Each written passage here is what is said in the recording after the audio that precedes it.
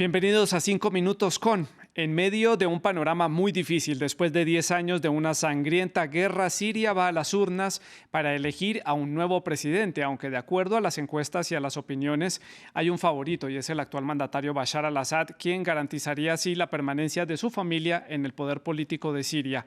Al-Assad se enfrenta a dos candidatos más en unos comicios que no cuentan con el apoyo de la comunidad internacional y tampoco de los organismos internacionales como las Naciones Unidas. Para analizar este tema invitamos a Ignacio Álvarez Osorio Alvariño. Él es profesor titular de Estudios Árabes e Islámicos en la Universidad Complutense de Madrid. Nos atiende a esta hora. Gracias por estar con nosotros a esta hora, señor Álvarez Osorio. Y comienzo por preguntarle qué significa para un país como Siria, que está en conflicto, que haya un proceso electoral en donde ya prácticamente hay un claro ganador.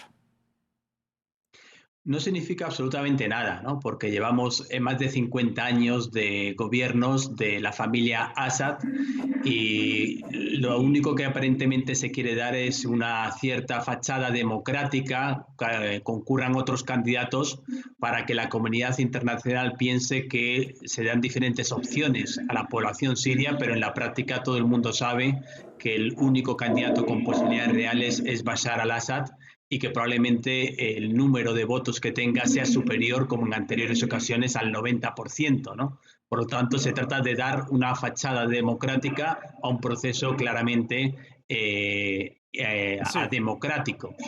Usted habla de fachada democrática, le pregunto entonces por las garantías de este proceso electoral en términos de instituciones que lo supervisen, el proceso, los observadores, garantes. ¿Qué dice la comunidad internacional sobre estos comicios?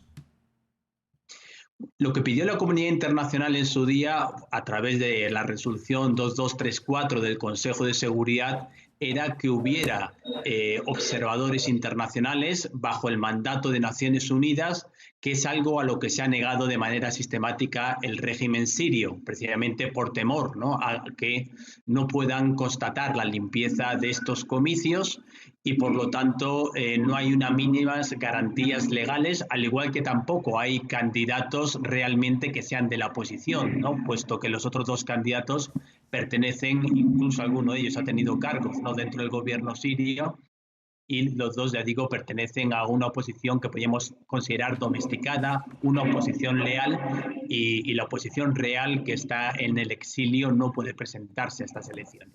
Señor Álvarez Osorio, de continuar al-Assad en el poder, tal y como lo dicen las encuestas, siendo el representante de una de las minorías religiosas allí en Siria, ¿esto indica entonces que el conflicto interno continúa, se va a prolongar más, se mantienen entonces estas disputas territoriales? Porque vale la pena recordar que las manifestaciones que llevaron a esta guerra civil pedían precisamente un cambio en el gobierno sirio. Bueno, pedían democracia, pedían libertades que hoy por hoy no existen, ¿no?, en el caso de Siria, ¿no?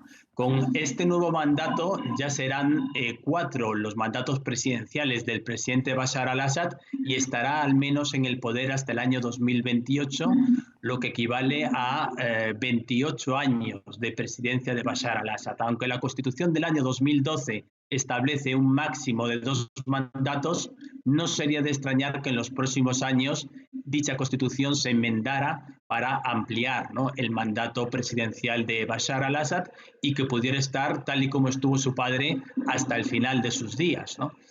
Con Sí. esto llevamos nada más y nada menos que 51 años de gobierno de los Assad, aunque en esta ocasión, a diferencia de las anteriores, puedan concurrir otros candidatos, la situación en realidad no cambia, ¿no?, habida cuenta que Sí. estamos ante un régimen claramente autoritario. Señor Álvarez Osorio, brevemente, ¿cuáles son los retos que tendría entonces al-Assad si vuelve a estar en el poder?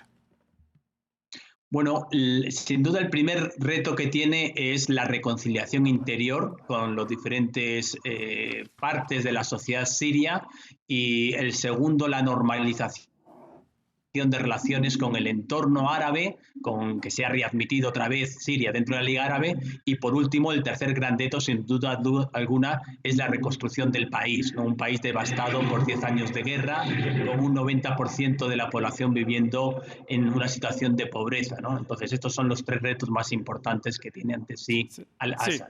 Señor Ignacio Álvarez Osorio, gracias por estar con nosotros aquí en France 24. Ustedes gracias por la sintonía y continúen con nuestra programación. Buen día.